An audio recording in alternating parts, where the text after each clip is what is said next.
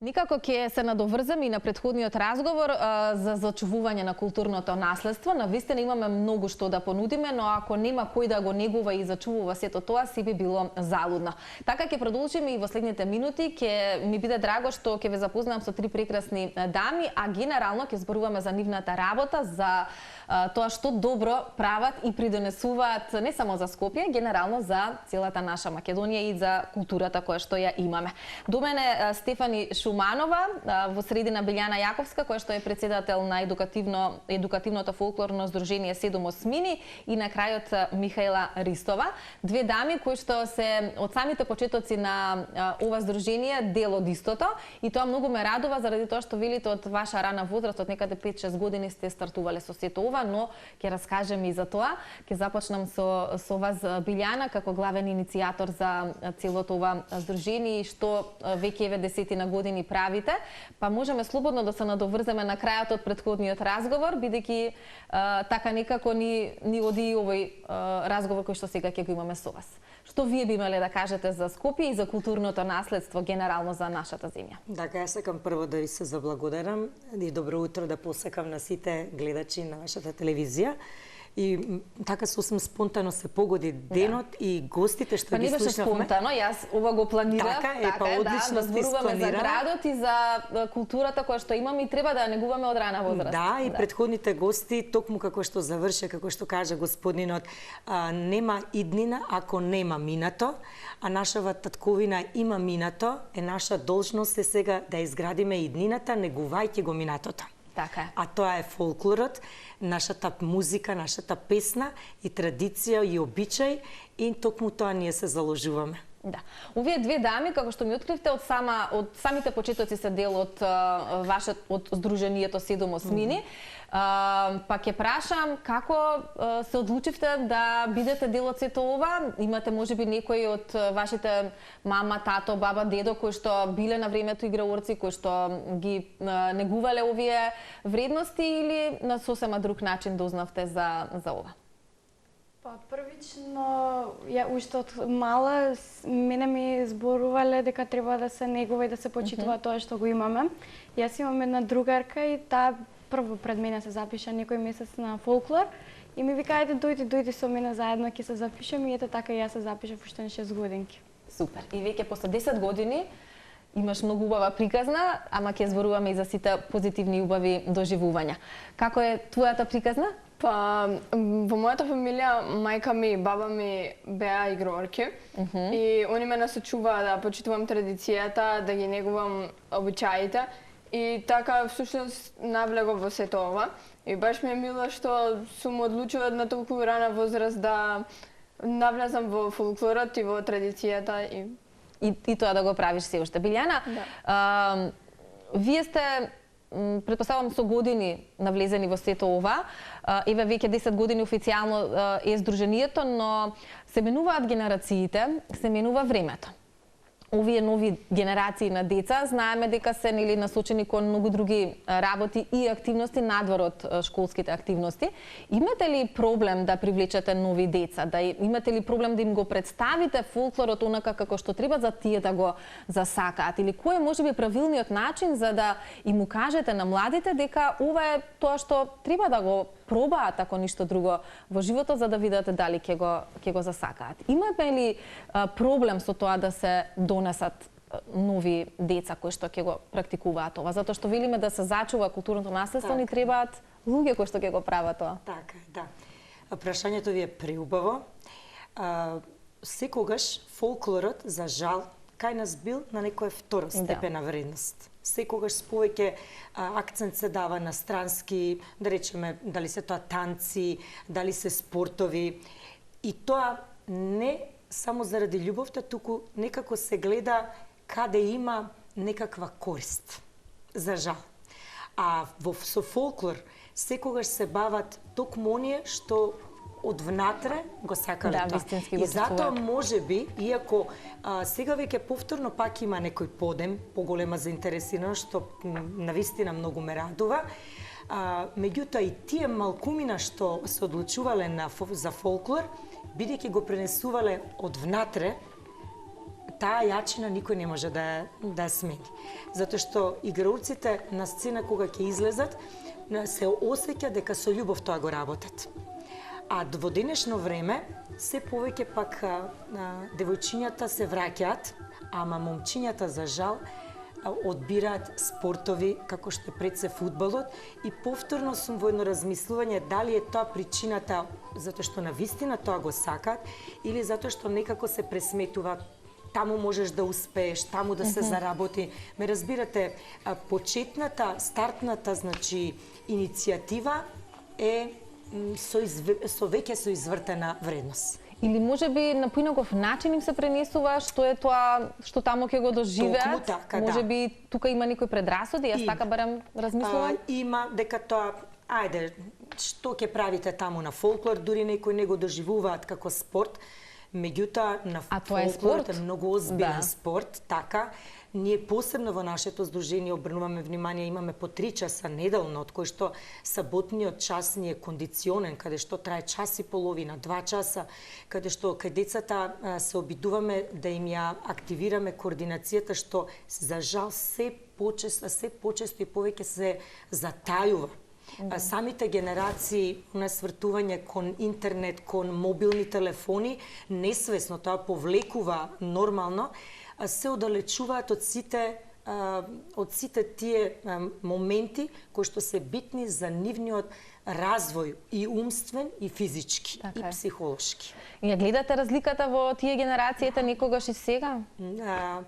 Мене ми е тоа многу поразително. Бидејќи работите со деца во рана младост, да. И токму затоа инсистирам да почнам од првачиња. Цело време правам анализи. Се бавам со фолклорот од моето детство, ама секогаш бев аналитичар, односно се обидував да изнедам што е најполезно за некако со љубов да им ја пренесам желбата и да ги придобијам не само јас децата, односно било кој, да ја сватат вредноста стварно на фолклорот. Настрана што традицијата се пренесува, тука е еден од ретките спортови кој што е со мешан состав. Тоа е исто многу голема предност, кога децата од најмала возраст се соочуваат со проблемите на момчиња, на девојчиња, па сето тоа да знаат да го ускладат, да ги прифаќаат сите тие разлики, промени и да се дружат. Тоа мислам најголемиот придобивка, затоа што во фолклорот немаме класичен надпреварувачки, како да кажам, дух со тенденција дека морам да сум најдобар и дека ако не сум најдобар, нешто се случило. Има надпреварувачки дух секогаш, но верувајте секогаш кога има и настапи и да речеме и турнеи каде што има надпреварувачки надпревар, тие што се во публика, зборам за останатите екипи, и тие аплаудираат. Таа разлика ја нема во другите спортови, што за мене е многу битно во периодот кога децата се изградуваат како личности, да им се развива еден дух каде што ќе се радуваат и на тугиот успех, а ќе се мотивираат тие да се подобруваат, ме разбирате, а не тоа да биде со извици, несакани, со негативни енергии, кои што едноставно се вградуваат и сакале некеле тие понатаму не следат во нашиот живот. Како реков, тоа е спорт, сакал некој да призна или не, заради тоа што сите мускули се активирани кога се игра. Верувам вас, девојки, вие посебно доживување да бидете дел од ова друштво, да патувате, да ги играте македонските ора. Кое ви беше можеби првото кое што го научивте, а кое ви е се уште до ден денес омилено да го играте? Па прво секогаш започнува со нашето право ора. Добра. А од овие покомплицираните? Паланечка, пемпе, пајдошко, на почетокот што сме почнали да ги учиме, а сега продолжуваме и во оваа година започнавме да учиме кореографијата на Мегдан. Па ќе видиме. Добра. Михаела? Па, секоја кореографија има своја приказна и сите кореографии се на свој начин убави. Не можам да издвојам некоја што ми е најомилена, бидејќи секоја сакам да играм. Во секоја уживаш. Да, секоја играм со љубов и посветувам исто внимание на сите кореографии, ора и песни. Тешко, некои велат како е возможно сето тоа, нели, да го научиме, секое оро или секоја кореографија да знаеме, нели, во секое време да ја изиграме. Тоа е талент или тоа е љубовта што го прави кон фолклорот? Па, можам да кажем дека мора да се вложува труд, но секој да се вежба. Да, но треба и талент да се има за тоа, но ако некој нема талент, со многу труд може да достигне да игра кореографии кои што ги играат тие што имаат многу природен талент. И така, секој дете и секој човек треба да игра со љубов, да го прави тоа што го сака, како што ние играме со љубов, се смееме, ја пренесуваме позитивната енергија на публиката. Да, тоа можат и гледачите веќе да го погледнат од видеата кои што ги гледаме. Велиш сите ми се омилени, но веројатно има некој кој што е покомплицирано, потешко. Има такво некое?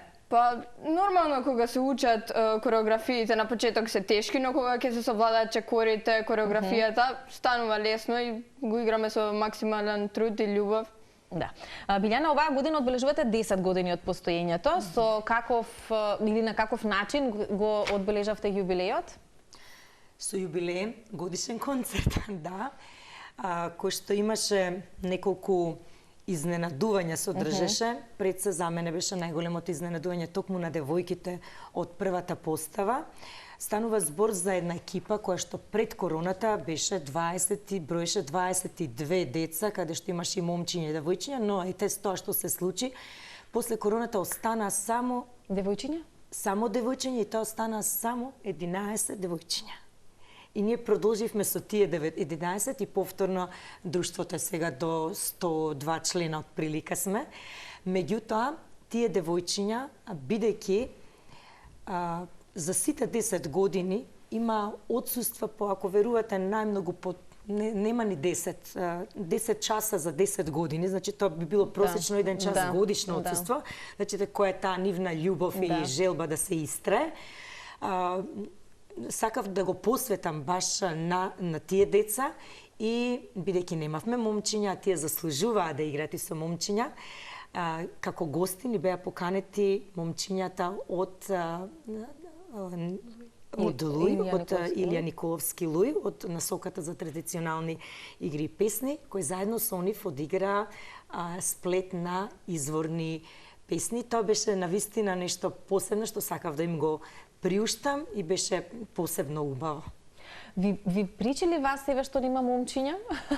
Па не ни представува некој проблем, затоа што ние уживаме иако сме само девојчиња, можеме да изиграме било што, не е тоа нас проблем, но сепак посебно е чувството и доживувањето кога се игра со момчиња. Да, и сликата која што публиката би ја доживеала и восприемила, секако би било многу поинаква и со момци на сцена. Па Билјана, ајде да ги охрабриме и овие родители кои што не гледаат, да не биде дефицитарно, да не бидат машките дефицитарни во фолклорот. Кога би биле свесни дека на орото момците секогаш го одвлекуваат по големото внимание, јас мислам дека многу повеќе. Да, затоа што од една страна може би се поретки, но кога играорците заедно се на куп, секогаш машките кога играат, другите природно се повлекуваат да ги гледаат, затоа што во нашата македонска традиција момците биле тие што всушност освојувале и девојките ги бирале.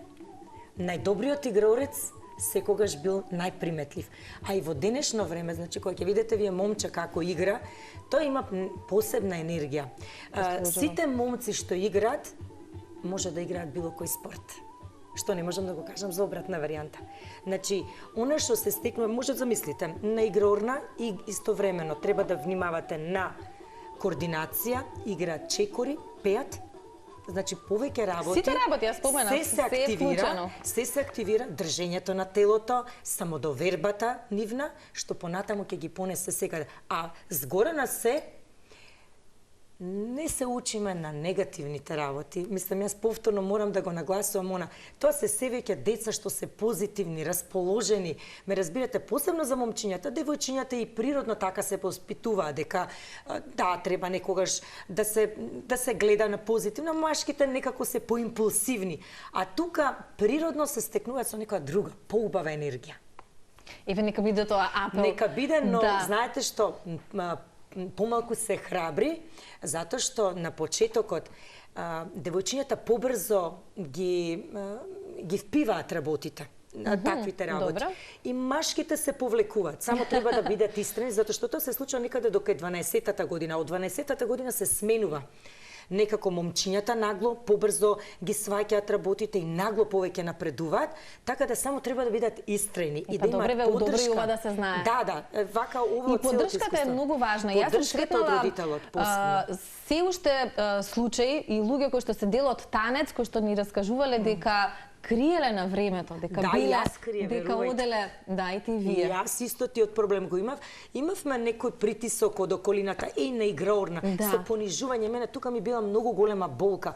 С македонци сме, ако нашето она што цел свет ни го вреднува, ние некако и тука ми била болката голема и стварно ми е, таа најголемата порака до сите. Дајте да си го негуваме, пратете ги момчињата, значи момчињата греат на сцена и момчињата пренесуваат истата енергија како девојчињата, кога се заедно, тоа е може би 10-кратно поефикасно. Да.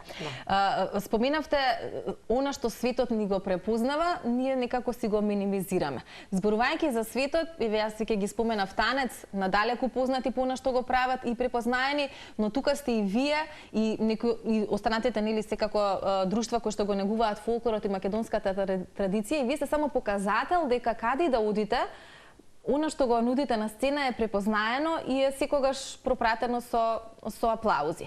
Го споменавме годинишниот, односно јубилејниот нели концерт, но мене првично поводот за дружба со вас ми беше вашиот настап во Лорет Дамар неодамна.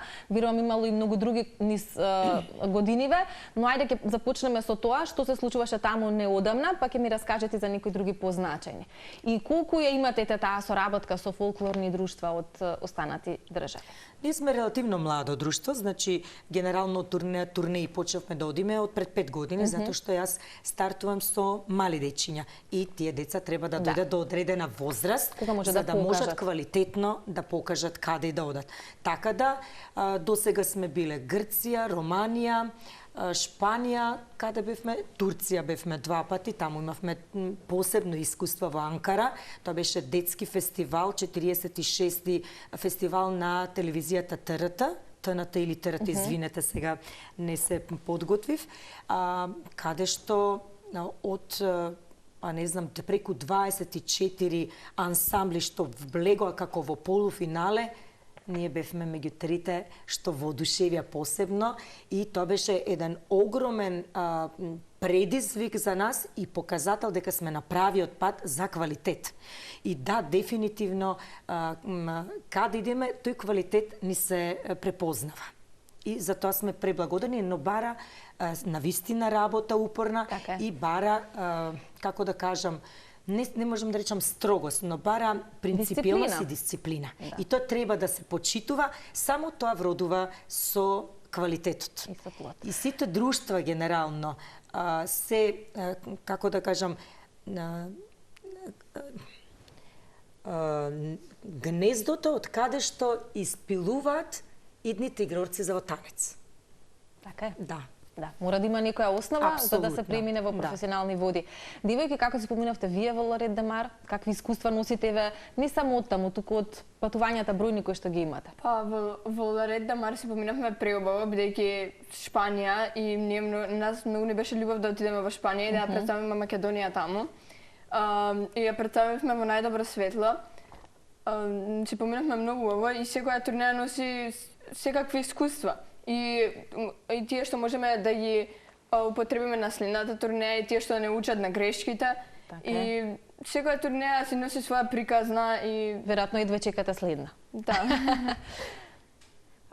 Па за мене искрено секоја турнеја е ново доживување, бидејќи тоа што можеме да го искусиме таму не можеме на ниту едно друго место, првенствено дружбата, потоа како во кое светло ќе се представиме ние таму, што ќе научиме нешто ново и се предизвикуваме самите себе затоа што одат бројни друштва, имаат секој свој квалитет и кога ги гледаме како играат тие, самите се предизвикуваме уште колку можеме, затоа што секогаш можеме многу повеќе од тоа што сме го изиграле. И многу убаво размислувате и тоа е тоа што веројатно ве води напред да бидете се подобри и подобри. Никаде сме пред крајот. Билјана, може да ни кажете дали до крајот на годинава ќе имате нешто вака позначено или можеби некој голем настан за кој што се подготвувате уште од сега, а е за следната година? И уште едно прашање, кога одите на вака големи турнеи, кои се оние задолжителни, можеби, ора кои што мора да се представат? Па задолжителни ора нема генерално. Како ја правите програмата со што ќе се представите? Програмата правиме зависно од условите на местото на турнејата, значи некаде се ограничени со возраст, со бројка и според тоа прилагодуваме, секогаш бираме репертоарот што е најдобро представен и тука со носи оригинални, но и самата екипа треба да го осетам во кој ора во моментот се најспремни за да го представим. Инаку немам. Сите се тие кореографи преубави, така да само зависни од концептот. Таму ти бара некогаш се бара 5 минути програма, 10 минути, според тоа прилагодуваме. Се прилагодувате и вие. Да, апсолутно.